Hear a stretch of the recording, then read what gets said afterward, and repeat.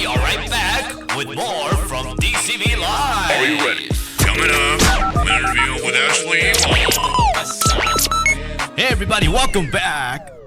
My first guest of the year is a rising star on the East Coast at the Peach State of Georgia, a proud veteran of student journalism and youth journalism in real life. She currently serves as student body president at Oglethorpe University and is a host of 100% Real with Ashleigh Ewald, streaming on Spotify. Please welcome Ashleigh Ewald.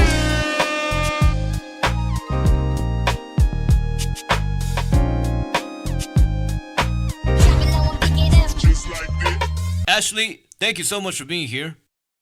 Thank you. Thank you, everyone.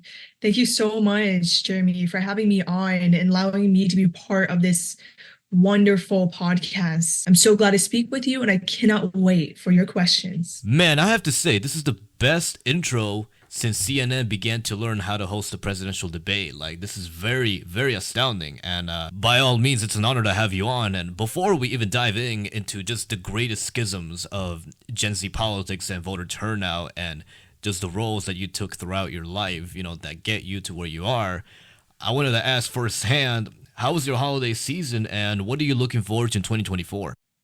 That's a really good question. So my New Year went really awesome. We had family over and stuff like that.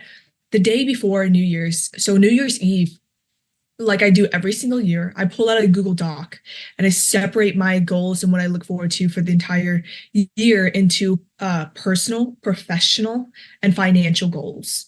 So for my personal goals, obviously, I have things about like how I can improve my mindset. What are the things that I kind of like could have worked on from last year? And how can I make that better now, right? One of them is having to feel like I have to prove myself to people who either, you know, may not be the biggest fan, or I don't know, I feel like I need to prove hey, this is who I really am and stuff like that. And I truly am somebody who wants to make a change and stuff like that. But like, that's one of my personal goals that I'm working on. Like, you don't have to always prove yourself. In fact, you just be. And I've been learning to do that throughout last semester until now. And it's actually helped a lot because it's just like you're just being you. And that's what's important. For the professional goals, I broke it down into academics, internships, and my work. So for academics, obviously, like my priorities, that's what I did. 1, 2, 3. What are my 3 main priorities? Because if I have 6 main priorities, I know that's going to be very overwhelming. And so I broke them down into chunks. So like for spring 2024, my main priorities are going to be obviously maintain and increase my GPA as much as I can. And these are the type of grades I can have that are the least minimum of what I can end with to make sure my GPA is where it needs to be and is. You know what I'm saying? And then the second one is about SGA. You know, what are some initiatives I want to do and finish for Student Government Association? And then the third one is Voters of Tomorrow, the other nonprofit, nonpartisan organization that I'm a part of that brings out the youth vote for the 2024 presidential election. I want to at least get 5,000 youth people registered to vote by the end of the summer. So when we go into the fall of 2024, we are locked in and we are ready. And other initiatives and events that we've got planned going on. So that's one of my chunks and stuff like that, because that's what I'm working on for spring 2024. And then the summer and then the fall 2024 as well.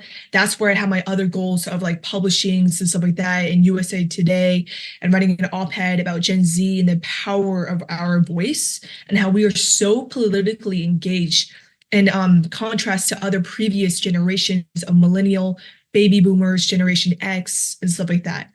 And so part of my other goals for my resolutions and, you know, just what I'm looking forward to of 2024 is hopefully to also get published on USA Today and stuff like that for Gen Z votes and stuff like that. And then my other financial goals is how much money and how much like I have to make over the summer according to time, job prospects and stuff like that in policy, public policy internships focus on how much I have to make in order to reach my financial goal for checkings and savings. So that's how I broke it down to a chart of personal, professional, and financial. Wow, that is very specific. I believe you just spoiled half of your diaries at this point. Like, full disclosure here, this is not a job interview. But your story seems like you're running your own company. Your personality is like a company. Like you assess every single aspect of it, and then you just check the boxes and you figure out like which one needs to be improved and how much more can I do during this time period and all that stuff. Like so, it's beyond impressive on how you approach your work-life balance, which we'll get to in a minute. But as we mentioned off the air, you have a very unique, interesting story. You're a busy girl yourself. You've done a lot in your life. And I'm sure there's more on the way. You started off in student government at Oglethorpe University. You became the freshman class president. And you eventually climbed up the ladder along the way to become the first East Asian student body president in Oglethorpe history. You've been featured in various news stories regarding your role in mobilizing voter turnout and political engagement amongst young people in the Peach State of Georgia. You started 2 media platforms, one on campus and one on your own, the Stormy Petrel podcast and 100% Real with Ashleigh Ewald. You are a veteran of the media and student journalism, and you're now a state director of your chapter from Voters of Tomorrow, one of the largest Gen Z organizations in America. Like, Jesus Christ, are you kidding me? Your resume is shaped like an encyclopedia, like it just never ends. You know what I'm saying? You just don't stop. And that's one of the most exciting things about you is that when the door opens, you just go for it and set your own legacy afterwards. For those who are curious to know about your work ethic and your methodology towards your roles in life, I'm curious to know, like, do you get any breaks at all with this? How did you pull that off, and what did you learn at every step of the way? Oh, thank you.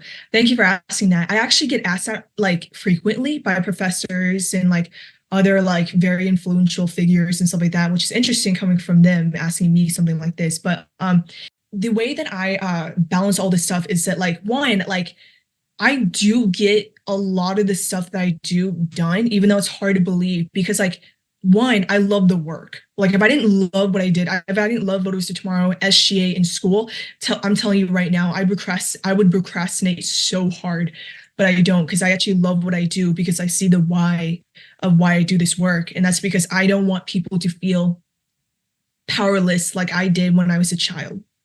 And so remembering exactly the things that I went through is the reason why it keeps pushing me. But I also have habits that I've developed in 7th grade that has carried on forever. I work out every single day. And from Monday to Friday on school days and stuff like that, I try to eat as best as possible. Like I sacrifice empty carbs like bread, chips, and stuff like that. And I save that for the weekend, you know, or I save the desserts for the weekend. And like that helps my mental and my physical composure and health. So therefore, if I have a good mental and a good physical health as well, I'm more likely to want to get these things done, have more motivation because I have more energy and stuff like that. Then I also take 15-minute naps. Wow, so you take 15-minute naps? Like, how hard is that to do? Because I know for me, it's very hard. Or is that like natural to you? So like that has been going on a lot in my fall latest semester because like with SGA and trying to get Voters of Tomorrow and like my AJC internship, yeah, I did experience burnout. But then I learned that like I started taking 15-minute naps between like lunch and then my next class or lunch after lunch and then after and beforehand of my hours of AJC, I would take 15-minute naps and that would be my quick recharge. But like, as for getting these things done, I actually map it out. Like, so Voters of Tomorrow, I have to do X, Y, and Z to get this done by this time, stuff like that. But I also know that like a lot of these organizations that I'm in are not a one-person job. And that's just so, I'm very fortunate for that. And I know that like in team, there's we. So the ability to actually delegate these tasks and make sure that every single person on the team knows their role and knows their responsibilities and knows that, hey, you are just as much as a part of this team as him, her, me, right? Like that makes it so I know that I don't have to do all the work and I shouldn't be doing all the work. So that right there helps fix itself with SGA and Voters of Tomorrow. And then for the AJC internship, yeah, I do have to make sacrifices like, oh, am I going to go shopping with my friends on Saturday or am I going to spend more hours trying to create a digital reel about the interns' experiences? So you kind of have to make some sacrifices and be like, all right, maybe Sunday is my only day I can truly, like catch up with friends or spend an extra hour eating lunch with my friends and stuff like that. When Monday through Saturday is just, just keep on going and going. Because it sometimes does feel like a ball that never stops rolling. But like I like the rush, and I like the stuff that we've been able to get done back in the 2022 midterm elections, and just seeing the work unfold when everybody is a part. It's just so meaningful and powerful that it's like I don't see why I wouldn't want to do this work. And that's how I am able to truly, like, I won't even say balance, but this is how I get it done. And it does take a lot of patience, because a lot of the times there's so much failure, but other than times like my therapist is telling me it's not failure, it's just you having setbacks and never stop. Because like I've had setbacks where I can't have an event in a certain location. So we had to move the entire date, the entire time, and the entire location. And it kind of sucked. And I was like, dang, I really wanted to have this event this week and stuff like that. But then actually having to wait for another 3 weeks to pass or 2 weeks to pass, the event actually ended up being better than it would have been if it was set on that week, because you want it now. Sometimes when you actually have setbacks, it's actually for the better, because the ending result of it is higher than you could have imagined. Has anyone in your home state told you you could be the next governor of Georgia? I'm going to assume it's Stacey Abrams. Yeah. Really? She actually told me, she actually looked me in the face, because I was in her ads. Like I was in her ads for Georgia Thrive Plan, and like we were also in a TikTok reel together and almost got 1 million views. Like she's such a great person. And she literally looked me in the face when I was 16 signing a book. Yeah. She literally looked at me, and my mom was there, and she can attest. And Stacey was like, please don't run against me, like in the future. It was hilarious. And my mom laughed, and she like, do you fear that you could get to that point? I don't really think about it like that. I don't really like, I think far ahead, but I don't really think of, I really want to go after Stacey. I'm not like that, I'm more like, all right, let me just focus on what I need to get done and make sure that I'm improving people's lives. Just saying if, like, if we get to that point, and I think Georgia election will be the most contested election in American history at that point, just by looking at the specs here. Your immigrant story is very unique because you have taken so many risks in life, and you've undergone various occasions dealing with people and just finding new routes in life, trying to find where you belong. And you often mention this on various articles that you wrote about, where you talk about how risk is the ultimate key to stepping out of your comfort zone. You came to the U.S. from this town called Shanghai, which is in China, I believe. And you were the product of foster care. You were raised in 2 foster families. Just to get a glimpse on your background story, this was you back then with your foster mom and dad. Fast forward 10 years later, here you are, right there. Ashleigh Ewald, you became a naturalized citizen when America was at its very worst, in the middle of a pandemic. No doubt about it, that's a huge milestone right there. And that reminds me back in the day when I also became a naturalized citizen without using my calculator. I'm going to say it was probably 8 to 9 years ago, when things were traditionally normal and America had its regular problems. But you also share about how you underwent various struggles in terms of actually confirming to the U.S. that you were actually a citizen way longer than you should have been now. So can you talk to us about how that process went? And at such a young age, when you look back at the time, did you ever think that you would get this far and accomplish this much? Yes. So in 2020 in October, I did get my certificate of citizenship. So I was actually I was I was adopted from China, Shenyang, from a Georgian family, right? And so when I came here, I qualified for the Child Adoption Foreign Citizenship Act. And so I automatically became a citizen because I was adopted by American parents and stuff like that. And I meet qualifications and stuff. Then I was put up for foster care and put into like multiple foster homes and stuff like that, developed some, anxiety and stuff like that, and very much huge insecurity that family was not possible for me and that I belonged nowhere. And then I was adopted the second time by my family that you just saw, my mother and my father. And they did not really know much about immigration because obviously our immigration system is very broken. And I very much experienced that due to obviously this picture of the fact that I couldn't get my license when I was 16 because I didn't have that one file piece of paper certificate of citizenship.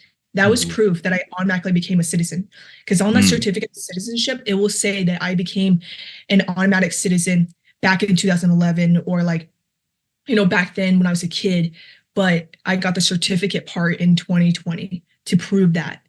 So that already there was a huge setback. And I was just so anxious. Like I was scared.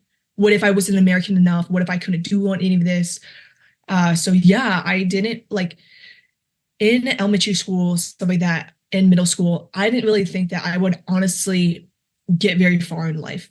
I really didn't. Like in elementary school, my teachers, and now principal of the elementary school and stuff like that, nowadays they would say, no, we've always loved you. We never thought you were a troublemaker. I was a troublemaker. Like I was a class clown. Wow. And yeah, elementary school, I wanted to make people laugh because I wanted people to like me. I wanted to feel accepted. Like what human doesn't, right? Elementary school, I would stand on the desk and dance and try to make people laugh. I would make dumb jokes that a 6 and an 8-year-old should be expected to make, but shouldn't in the middle of a classroom day, right? So I get sent to the principal's office, right? So 5th grade and stuff like that, when you graduate from elementary school, obviously my parents, like, yes, they have always believed in me, but for me as a kid, I'm like, I don't know what I want in life. I don't know what I want to do. And then when I met a Holocaust survivor in 5th grade, like this is part of a lot of the articles about like my childhood is that like it kind of gave me a kick in the pants. Like, why are you acting this way? You're meeting somebody like this. And don't you remember too when you like, don't you remember your experiences? It's kind of like awakening. So in middle school and stuff like that, when I had friend trouble and stuff like that, and the mean cool kids began to make fun of me and how like I didn't fit in and stuff like that. I was a weird kid back then, and I still am, but not in a weird way where people want to alienate me. But there's nothing wrong with being weird and different. And so in middle school, like there was a popular group kids and stuff like that, and there was one of them that I truly loved, and I got left out of it. And that's when I realized that like when I met my social studies teacher, she helped steer me into the right direction. We had debates and stuff like that. And I presented speeches to the class, and she was in awe. And she pulled me aside. And for me as a kid who I'm used to getting scolded and like let down on, I literally was like, oh, what did I do this time? Because obviously she pulled me out of class and she's like, can I talk to you? And I was like, yeah. So I was scared, like, oh, am I in Did she trouble? say that with like full authority, or did she say that with full like authority. She a was smiley face around? No, she said it in like a serious way. And she's like, okay. She asked me, where did you learn how to speak like that? That was amazing. And then she asked me what I wanted to do in life. And mind you, this was in 6th grade, right? And so like then she talked to me about what a politician is. And she's like, I think you'd be a great politician and stuff like that. You have a lot of passion and you're very bubbly. So then in 7th grade, when I got left out with my friends and stuff like that, 8th grade, I met a Georgia studies teacher. She was amazing. And she told me about the PAGE program where you can become a page at the state capitol. I got involved in that to see firsthand how state legislation actually work, how they grab their coffees in the morning and they chat, and then they go to the legislation and they propose bills, they vote on it with these buttons. And so like seeing firsthand of how politics works, I knew in my heart, it's like my heart was like beating. Like I knew this is what I wanted to do in life. And so when Jon Ossoff ran and stuff like that, he came to my neighborhood, to the house, literally the other, like I lived in a cul-de-sac at the time. And so he, like Jon Ossoff and his campaign, him and his campaign came to my cul-de-sac into my neighbor's home. I was invited to come. I met him. I met his mother, and my parents like were already Facebook friends with his mom and stuff. And it's just like I knew this is what I wanted to do. And so ever since I looked up to Jon Ossoff and stuff like that, and ever since I've been very involved in politics and stuff like that. And then high school, I always felt different but not in a bad way. Like I always felt like I was doing things differently than what most high schoolers would be spending their time doing. You know, it's okay to like, be a normal high schooler and want to go football games, want to go spend money on fast food, want to go have late nights. For myself, I was like paging for the state capitol, giving speeches to my MLK assembly, you know, being invited to other schools to speak about my cleft and my adoption story and stuff like that. And I knew that motivational speaking is just something that I've always had because when I was a kid, I had to learn how to speak for myself. So like building that public speaking is just something I became so like, I'm not afraid to speak in front of large groups of people because I had to when I was a kid. So yeah, in high school, I always more than just did I ever think that I would be where I am now. I never thought I would. I just always thought I really hope that I could make something out of myself and just help people along the way. We'll be right back with a quick commercial. Yeah. Hello. What you thought? Get my dip on, slide to my slip on. What you wearing, dog? Sketches. Bopping to the beat with some sketches on my feet. What you wearing? Sketches. Now, you're an undergrad at Oglethorpe University, where you're majoring in political science and you're minoring in economics. For those who don't know what Oglethorpe is all about, how would you describe student life out there? Yeah, so Oglethorpe University it's a small liberal arts college and stuff like that has a very tight-knit community. We have about 1,200 students of undergrad, freshman, sophomore, junior, and senior all together. So what's really interesting and unique about this is that this community is kind of built on support foundation, where admin, professors, and stuff like that work really diligently to make sure that students are heard and like are able to actually like, hey, get the help that you need. We have about like 15 students in our classes, and sometimes 9 in our classes, depending on what department you are majoring in. And so like for my politics department, we usually have like 9 or like 15 if that professor's class is really booked and people really want to take him or her. It's just like Oglethorpe is very special because it's like unique in a way where other colleges that are bigger or have like 10 to 30,000 students, some students might feel left behind or like they're ignored or they can't be a big fish in a small pond. Oglethorpe allows you to do that and actually encourages you to do that. And Oglethorpe University is a special place because you actually get to know what it's like to meet other people and actually keep those relationships and know what it's like to actually know what people over policy means. Like I learned in my Oglethorpe time and right now is that like these are people. Like when you have fans or haters or whatever, or you have an entire community that you are serving, somebody that they are people. Like they have a story, they have a background, they have a why, they have feelings, they have emotions. And that's like the biggest thing I learned is that these are actually people. They're not numbers. They're not like, 30,000 people I'm serving at like a public research land university. And I just look at you as a follower or I look at you as a number, you know, and it kind of teaches you to apply that along with the critical thinking that they have in curriculum is that like Oglethorpe's academics as well in their student life teaches you to think and also apply philosophy in everyday life. So when you look at like the news and stuff like that, and you see a lot of cultural or political news, like oftentimes you can pinpoint and see which influencer or celebrity, politician, actor, sports athlete, and stuff like that, and which one of them actually cares about people. Because like that is just so important when you vote, when you go to a concert, does that person actually care about people?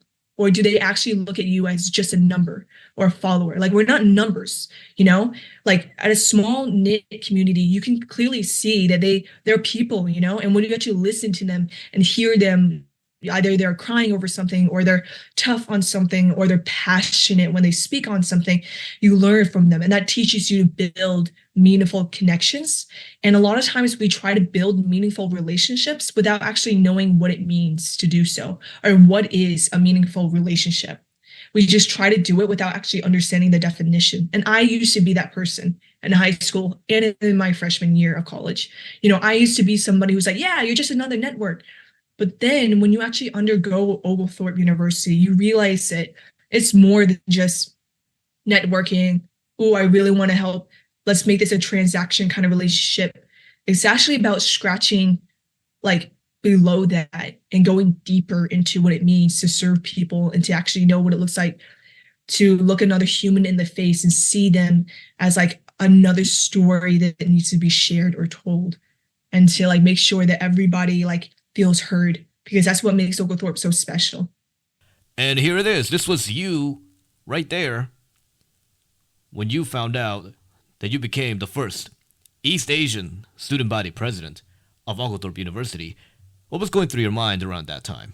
I wasn't shocked, but I was more like stunned. Like I remember when I was a freshman, being a freshman class president, creating the Story Repeatable Times podcast, creating LinkedIn workshops to help people like boost their LinkedIn profiles or create one, education workshops. But my reaction was like, well earned. Like I feel like I truly fought for it, and it wasn't just handed it to me.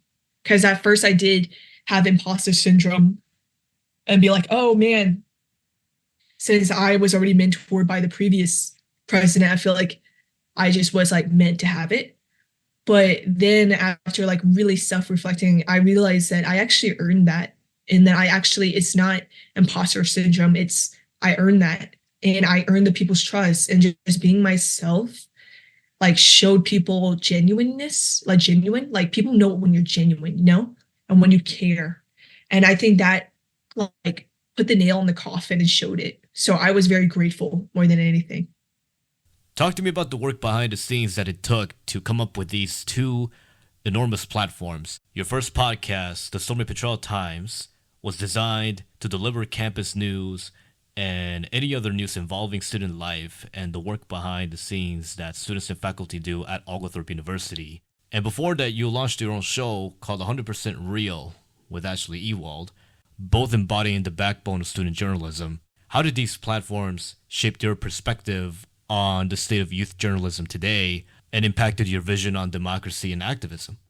Yeah.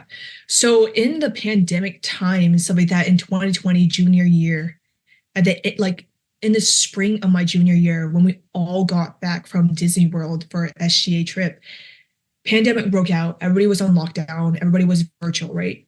I struggled with my mental health because obviously I'm a people person and stuff like that. And I just had the worst time of my life other than being a foster child. And my therapist was like, you should journal. And me being a little like not optimistic person during the pandemic in the beginning, I was like, no, why should I? No. Then I changed my mind, right? And I started writing down like what I was going through. And Instagram kind of helped me because I got to interact with people like who are verified. Like we didn't have, your verification now, because it was 2020, like people who were actually verified and earned that and are like notable, like I began connecting with them. So I learned a lot and I started taking notes and stuff like that and surrounding myself with my SGA who are very high achieving people. Like I started writing, right? I started writing about and putting my full experiences and my mood and everything and facts into that. So I started writing for the Thought Catalog. It's a digital youth magazine that has millions of viewers each month. I got rejected a bunch of times, right? But then I got accepted on this article called Why Slow is the Key to Fast. Why slow wins the race. And when I was writing about that, I remember writing that article. It was about not comparing yourself to other people and not saying, oh my gosh, I'm 17 and I don't really feel like I've accomplished much with my life. Like I wrote about how, everybody has their own journey, and like you have to understand is that like you can't compare yourself to a musician who's your age and starting when they were 6, when you were in a foster home and you were 6 years old and you literally want to be a politician. Those are completely two different things, So I like wrote about that, and then over time, like 2 weeks went by and stuff like that, and hundreds of people were sharing it. And it's like, holy cow, like over 1,000 people shared that article. It's like, no way. So then I kept on doing it and kept writing for like thought cat, like got some rejections, but then my other ones got accepted after I made retweets and worked with the editor, just like retweet it and stuff like that. And like it just changed my world, because like a lot of times we listen to music and we're like, yeah, these artists are singing about their experiences, they're singing, and like filmmakers and actors are putting their experiences and like work and heart and soul, literal heart and soul into their work. That's what I did with my journalism. I put my heart and my soul into writing and into journalism, so I can make sure that people can learn from my story to not do this and try that instead, as a way to make sure that people knew that they are not alone, especially in the pandemic. And in doing that journalism, stuff like that, like on social media, on Instagram, I was very fortunate, like for people to start to like honestly notice and like, I don't know, discover, is that the word? Discover like me on social media and DM me and asking me if I could be featured on their like 105,000 following account about my cleft story and stuff like that. And it's just, I started like getting acceleration and kind of like, I want to say blowing up, but growing a lot. And so it's just like, I knew that this is just a side hobby passion of mine, you know? And so with politics, media and politics go hand in hand, whether we like that or not. But like journalism, like honestly, like that's the only way we know what's going on around the world. So I had to know how to deal with media. What is it? And how do we actually use it to our advantage to make sure we're conveying the message that we want people to learn and hear? So that's how it started. And ever since I kept going. You're also the product of grassroots, because not only have you connected with people, but you have also met the candidates themselves back in Georgia. Here you are shaking hands with, as the HEC called him, the boy wonder of the Democratic Party and Atlanta. A year later, and this was you, standing right next to Elizabeth Warren, who was campaigning for Stacey Abrams running for governor of Georgia. Now that you're state director of Voters of Tomorrow in Georgia, we're heading to the 2024 presidential election with the same candidates in the same polarized America. The average Gen Z voter can at least understand the fact that we are an election away from even being in an election.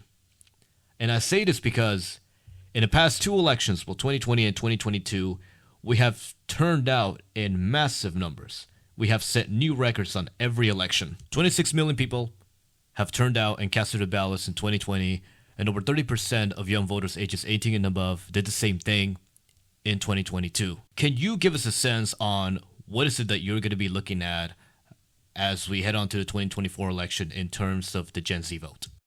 I think I look forward to for Georgia is for young people to stay engaged and send a message to Washington, D.C. that like Washington, D.C., like Congress can't ignore young people because they are already reshaping elections and leaving such an impact that they are going to change the course and trajectory of where America is headed based on the things that Gen Z are most passionate about.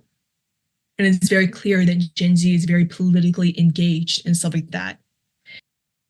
And so like when people are very engaged and stuff like that, it shows that like politicians, whether they only care about their small circle of friends, family, or donors and stuff like that, that they can no longer ignore young people, and that young people seem so united on the basis of healthcare affordability, education, and housing, and making sure that people can actually have their Medicare and healthcare protected and stuff like that. And when people who are supposed to represent all walks of life only want to represent their favorable ones, it shows you that those will have consequences not only for maybe their political office that they're holding, or their chances of actually obtaining that political office.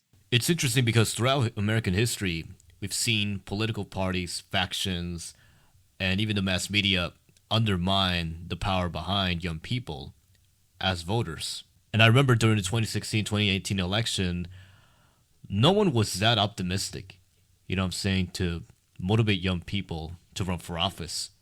Now we're in a different story. because the turning point of the concept of the youth vote has happened when Maxwell Frost ran for Congress and won as the first Gen Z politician to do so. That alone was unprecedented because he unapologetically embraced every aspect of his identity when he came into Congress. When the news called the election for Max Frost, were you at all surprised that he won that election? And for the sake of argument, do you think he was one of the reasons responsible for causing the spike in young people running for office?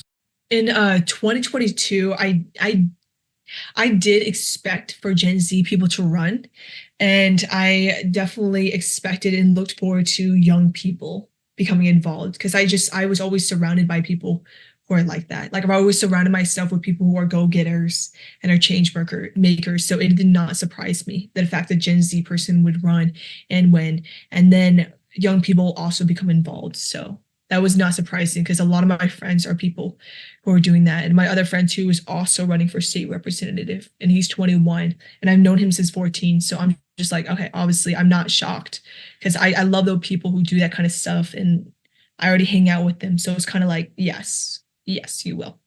And just to circle back a little bit on the time that you campaigned for these candidates, did you get any helpful advice from any of them? Yes. So for the first one, Asaf's mother gave me advice about how when I was 14, she said to me, she's like, keep a track record of all the things you're doing. So if you really want to be a politician and a motivational speaker, you need to make sure that 5 years from now, people can look you up and see that. Right. And she said that and that's why I knew journalism was so important. You have to have a paper trail.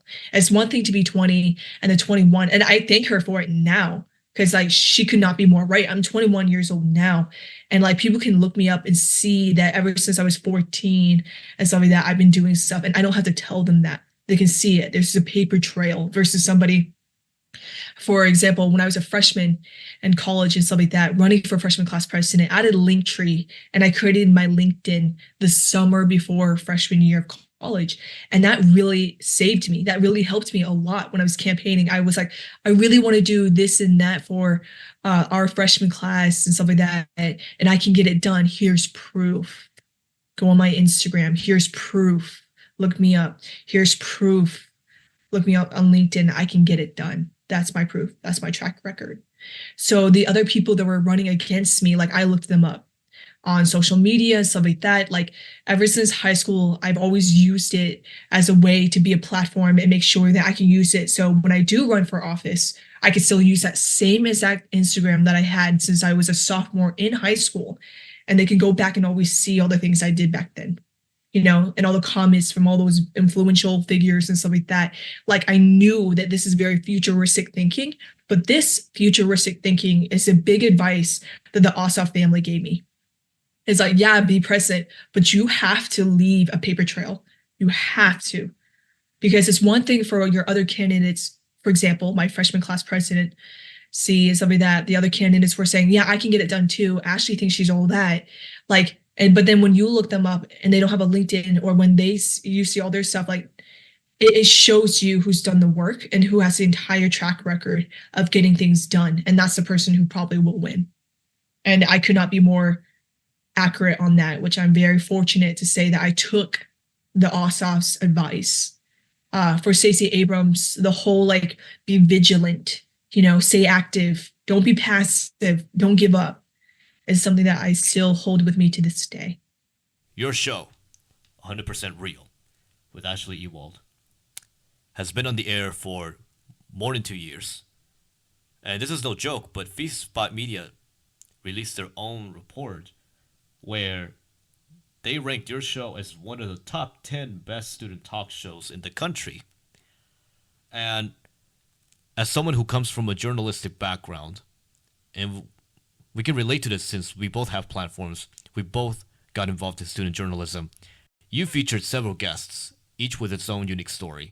So how was your first-hand experience dealing with an audience? Yeah, so it's a very humbling experience where you know that it's for them, produced for them. And without them and the listeners and the guests too agreeing to be on the show and spending time to do it and making time, I wouldn't have been able to get to this far with the podcast without any of them. And this is not about me, this is about them, and this is about we. And so like it's been a great experience so far with the audience and stuff. And it's like in the beginning, I actually proposed this podcast to be about, it wasn't even supposed to be called 100% Real with Ashleigh Ewald at the time. I wanted to create a podcast for my high school, and some people, my SGA, shot it down, saying that, oh, well, what if it's not successful and stuff like that. That's when I came out with an article about how choose yourself, believe in yourself, you know, even though others may not. And so like that was for Thought Catalog. And I wrote that article literally about that situation. And thank God that it actually like got accepted and like got a lot of positive shares and stuff like that. So yeah, and just the honest too about this is like, I wanted them to be able to see themselves within the guests that I interview. Which media outlet do you think your show will fall into? I cannot say. I have no idea.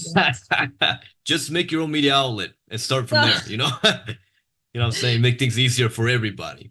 On a different note, when Americans are exposed to the mainstream media that is currently privatized and that will most likely continue to rise despite the many efforts we do in terms of making sure that we have a public press available at all times, you're seeing a rise in independent media that is, in its unique way, different from the way that mainstream media operates. You have various left-wing and right-wing news outlets that tell you the news you need to hear, but the bias within every news story kind of kills the whole mood for anybody, and it takes away the interest of us from even caring about the news in the first place. I'm curious to ask you about this because you've been in the newsroom yourself. When you interned for the Atlanta Journal-Constitution, you've seen how they operate. From the lens of a Gen Z voter, where do you think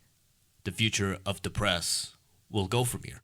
Yeah, I think that I see the stuff that needs to be done first. Like for independent media, we need Republicans, conservatives, liberals, Democrats, moderates, and independent writers to be writing for independent news outlets. Because let's face it, leftists and right media outlets are being written by leftist writers and right-wing writers for the outlets that are leaning right or left, because obviously these are journalists and journalists are people. And unfortunately, you can hear a lot of bias within people's writings. And like, I can tell somebody's a liberal. I can tell somebody's conservative. I can tell if someone's moderate based on their writing and stuff like that when they write for certain outlets and stuff like that. And they're human, right? They're going to put unconsciously their little bias based on the word choices they use and stuff like that. But with independent media, it has to be written by all facets of the political spectrum to give that independent one. Because like you can't just hire a journalist and be like, hey, write for the AP News, please. You're hired. You need to write for this independent news media. And like inside they're like a deep liberal, right?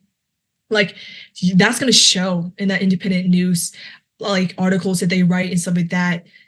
And then therefore that's going to show and stuff like that. And then that news outlet that's supposed to be independent is going to kind of lose some respect due to if some of the audience can pick up on it and be like, whoa, this article is definitely written by somebody who just does not like Nikki Haley or thinks that she's X, Y, and Z or does not like Trump, etc. That's an example. But if independent news media can actually give more voices like conservatives and moderates and independents writing stuff like that, like you're not supposed to show your political affiliation in independent journalism or even in journalism in general. When you're trying to report and stuff like that, you're not supposed to do that as code ethics in journalism and stuff like that. But if they actually voice in multiple and continue to share wide ranges of the political spectrum and perspectives, yeah, maybe can still hold that title independent journalism and independent news resources without scrutiny from the audience being able to detect if it leans this way or that. Do you see the press becoming a public service, or is it on track to becoming a public service? Since many journalists nowadays are now advocating for that to happen. Yeah. So I see that I believe that journalism is meant to be a public service. That's the overall reason why journalism should exist, is to like help people be aware of certain things and topics and just be aware of news in general. However, I think it's about perspective. Like for certain media outlets and stuff like that, it may be a public service. Obviously, yes, it is a public service, but for who? I think that's the big question, is for who. Now, lastly, we're now seeing reports, surveys, data, and polls now confirming that Gen Z voters are not necessarily voting on political affiliation, but are now voting on the issues that candidates will be running on and representing their values. Could you lay out for our viewers what policy issues do you think young voters will vote on in this election? I think the respect and belief for the presidency, I think that there's a lot at stake, whether it's reproductive accessibility, safety accessibility, whether it's educational affordability and protecting insurance coverage for young adults. Rent is going skyrocketing and stuff like that. Like what's at stake is, I believe, is democracy and the right for citizens, Americans, to vote in a way where their votes are not being challenged, or people are not looking at them and questioning whether they really are an American, and just other certain communities that are being discriminated for existing and stuff like that. Like what's at stake is the fact that, like, honestly, if, for example, if Trump gets reelected and stuff like that, he's already admitted that, like, he's already admitted so much about the poisoning of the blood and stuff like that. And like, it's language like that is used. Like, obviously this man says what's in his mind, right? He tells you how it is. Like, we should all listen and take it seriously. The jeoparding of democracy, of challenging election results. Like, we never in the history have we seen people actually go to the Capitol and try to bang on the doors of the halls and sit at Nancy Pelosi's desk with in her chair with their feet on her desk and call themselves patriots. Like, you want to do that to your own government, to your own Congress, and treat your own, political officials like that. And yes, there's an argument that, they have the right to, they have the right to petition the government and stuff like that as part of the right. However, challenging the election results is just something that has to be taken so seriously. And yes, as somebody who likes to see both sides, I just can never wrap my head around how that's truly like spreading patriotism or calling yourself an actual patriot, when in reality you won't respect the election and you won't respect the transition of power. And like that fear and just blatant possibility that, like, if election like this happens and like Trump wins, who's to say that he can't try to make it so, one, he tries to extend the presidency term, or two, try to get rid of fair elections. Like, I just, it was mind blowing and stuff that we have to truly be cautious. And we can't take our votes for granted, and we can't take young people for granted, and we can't take our interests for granted by not wanting to do anything and sitting back and letting just this country erode away by people who are thinking of themselves. And that is Ashleigh Ewald. She's Oglethorpe's student body president, a writer at Wire Media, and state director of Voters of Tomorrow's Georgia chapter, and is the host of 100% Real with Ashleigh Ewald. Lovely to have you on. Thanks for being here. Thank you. Thank you, everyone.